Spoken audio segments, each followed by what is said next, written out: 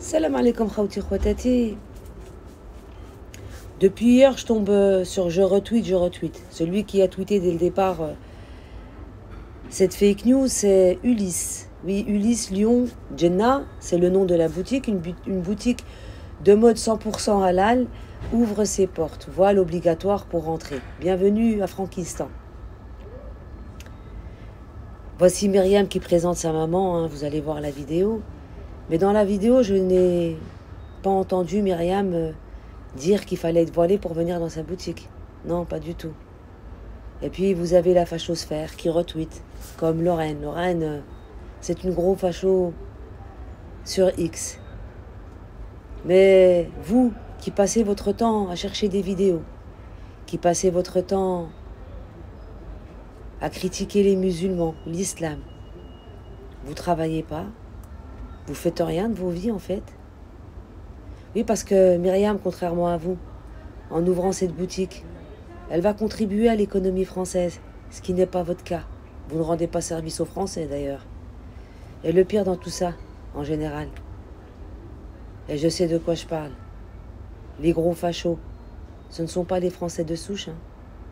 Ce sont les arrivistes, ceux à qui on a donné la nationalité française, qui se pensent français plus que les Français.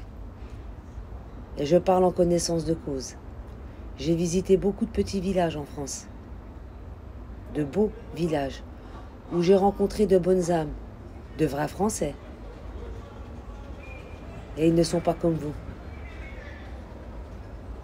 Rien à voir avec vous. Donc il y a un moment, comme vous dites, laissez la France aux Français, je vous dirais juste laissez les Français parler sans que vous vous en mêlez.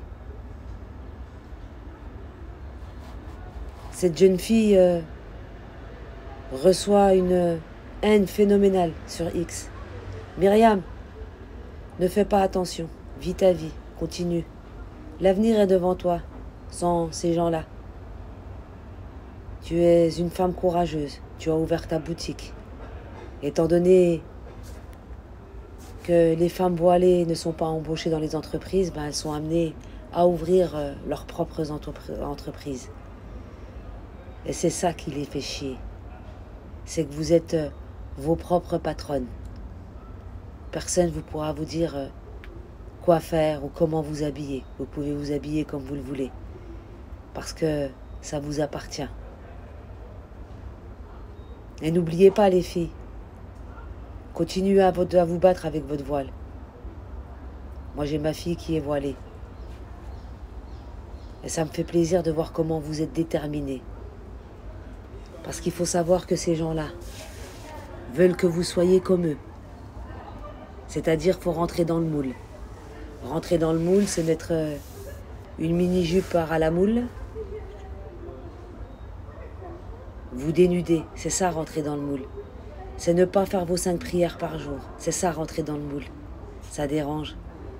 Parce que le pire dans tout ça, c'est que ces gens-là sont même pas pratiquants. Ils ne sont jamais rentrés dans une église. Ils pratiquent pas.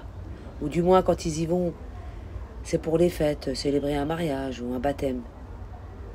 Ou pour Noël. Oui, parce qu'il y a des cadeaux à gratter. Sinon, les églises, elles sont la plupart du temps vides, sauf les belles cathédrales touristiques. Celles-ci sont remplies de touristes. Mais les Français, on vous voit le dimanche. Les églises sont vides. Et je suis prête à faire une vidéo avec plusieurs églises, un dimanche. Pas un jour de semaine, parce que le jour de semaine, il y en a qui sont occupés sur les réseaux sociaux, puis il y en a d'autres qui travaillent. Il y en a qui sont à l'école, hein, c'est des étudiants. Mais le dimanche, le jour du Seigneur, vous n'êtes pas dans les églises. Vous êtes ailleurs. Sur ce, Myriam, je vais finir en arabe. روحي ربي يسهل لك ويسهل لك الأمور وربي يبعد عليك ولاد الحرام وبنات الحرام كما بعد السماء والأرض. Bravo عليك. Je vous mets la vidéo. Première fois à Lyon, avec l'honneur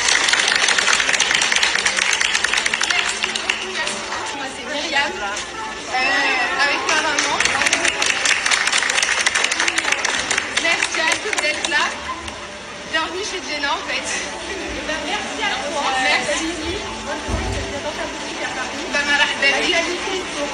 Merci beaucoup.